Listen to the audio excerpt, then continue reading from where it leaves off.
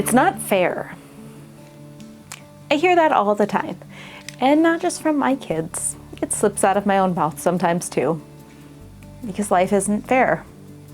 It's not fair when we work hard and don't get what we want. It's not fair when we don't work hard and then get what we want. It's not fair when someone else doesn't work hard and they get what we want. And this week, that's where we find ourselves as we dive into the season of Lent with the story of the Prodigal Son. Jesus said, "There was a man who had 2 sons. The younger of them said to his father, 'Father, give me the share of the wealth that will belong to me.' So he divided his assets between them. A few days later, the younger son gathered all he had and traveled to a distant region where he squandered his wealth in dissolute living. When he had spent everything, a severe famine took place throughout that region, and he began to be in need. So he went and hired himself out to one of the citizens of that region, who sent him to his fields to feed the pigs. He would have gladly filled his stomach with the pods that the pigs were eating, and no one gave him anything. But when he came to his senses, he said, 'How many of my father's hired hands have bread enough and to spare? And here I am dying of hunger. I will get up and go to my father, and I will say to him, Father, I have sinned against heaven, and before you I am no longer worthy to be called your son. Treat me like one of your hired hands.' So he set off and went to his father. But while he was still far off, his father saw him and was filled with compassion. He ran and put his arms around him and kissed him. Then the son said to him, 'Father, I have sinned against heaven, and before you I am no longer worthy to be called your son.' But the father said to his slaves, 'Quickly, bring out a robe, the best one, and put it on him. Put a ring on his finger and sandals on his feet. And get the fatted calf and kill it, and let us eat and celebrate. For the son of mine was dead and is alive again. He was lost and is found.' And they began to celebrate. Now his elder son was in the field, and as he came and approached the house, he heard music and dancing. He called one of the slaves and asked, 'What's going on?' He replied, 'Your brother has come, and your father has killed the fatted calf because he has got him back safe and sound.' Then he became angry and refused to go in.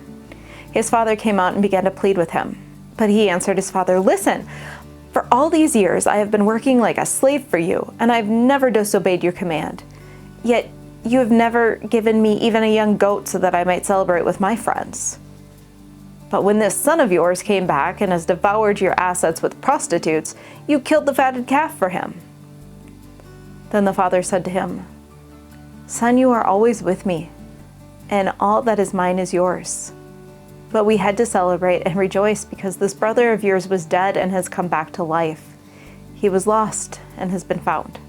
Okay, so this is the story of a younger son who was so desperate to go off on his own and do his own thing that he demanded his inheritance early.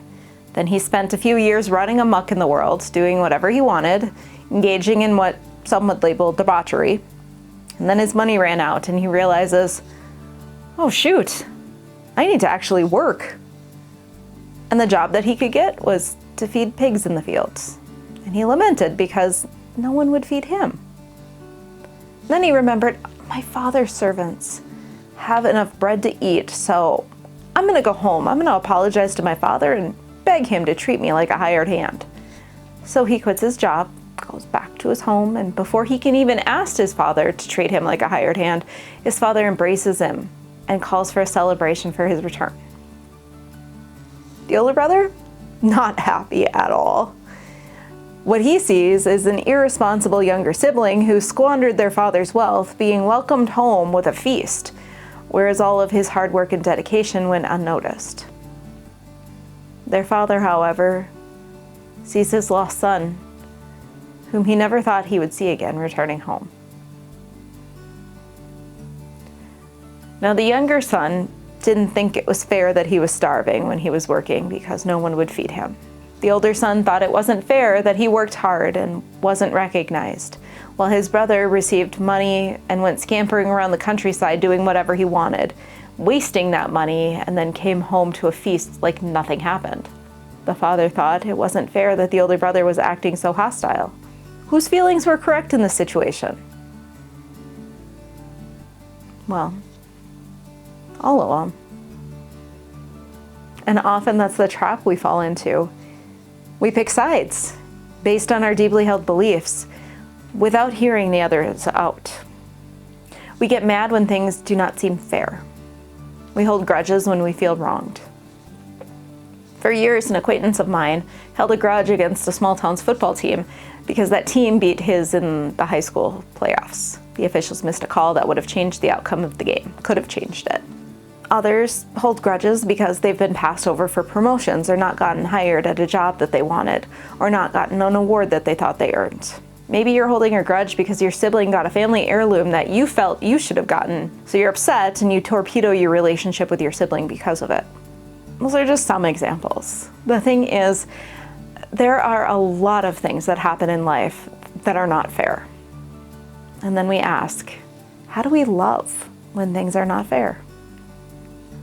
This particular parable is part of the trilogy of parables that Jesus told the Pharisees when he was speaking about the lost coin and the lost sheep, specifically when they were questioning why Jesus ate with sinners and tax collectors. Because why would you possibly want to spend time with people like that? Why would Jesus take time to spend with those who were not doing the right thing, who were not following the law, who were stealing from their own people? Why? Because that's what agape love looks like. Agape love is not about only accepting those who think like us and who do the things that we want them to do, the things that we think are right. Agape love is a radical, unconditional love that meets people as they are for who they are.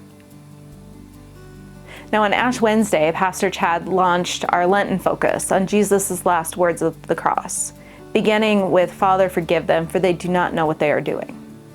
As Jesus was on the cross, falsely accused, clearly it wasn't fair that he was being executed, Jesus asked God to forgive those who were putting him to death. No, it's not fair.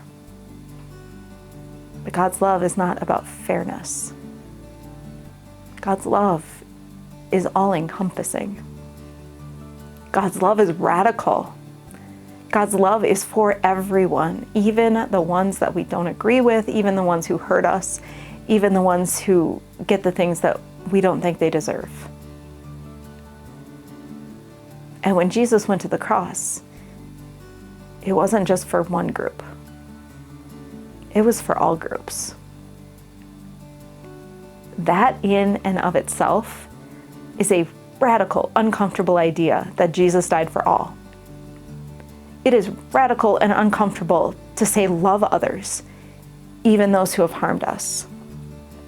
It's radical and uncomfortable to acknowledge that even when things are incredibly unfair, God calls us to live together with one another. Now, I think many identify with the older brother, calling out how the younger brother was a punk and saying, it's not fair that I work so hard and he has not, and I'm not being appreciated. And I think some identify with the younger brother who made some questionable life choices, who felt a bit entitled. And then when he was held accountable, he realized, I need to find my way back. And I think others identify with a father who had lost hope that his son would come home. And when he did, he was so grateful to have him back, even though his son had hurt him, because he loved his son. Now, perhaps you have felt like all three in your life at some point in time.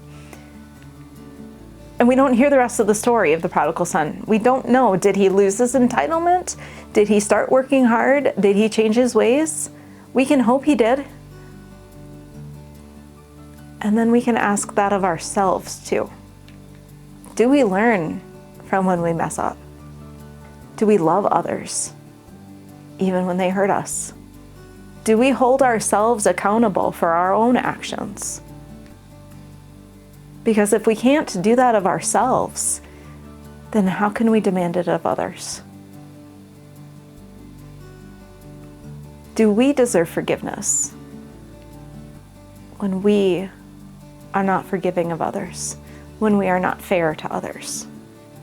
Can we let go of the grudges that we hold when we're demanding that others let go of their grudges. When we find those questions hard to answer,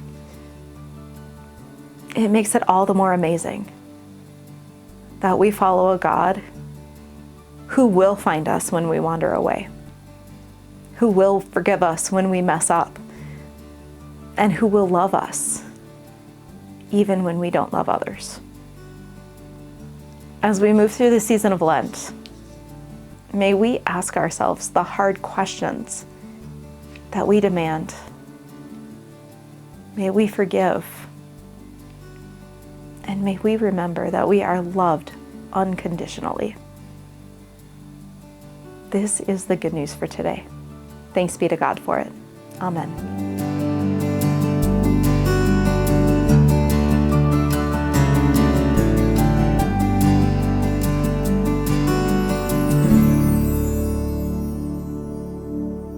So a couple of reflection questions as well as a challenge for you as we move into Lent to go deeper into the message. The first reflection question is, in the story of the Prodigal Son, who do you most vibe with? Whose story speaks to your life? The second question is, have you ever experienced something that you thought wasn't fair? What did you do with it? And your challenge: during the season of Lent, reflect on the things in your life that you or others have labeled as not fair. Hold space for those feelings. And also make space for the opposite viewpoint. I want you to explore how making space for more than one viewpoint can help you grow your own perspective.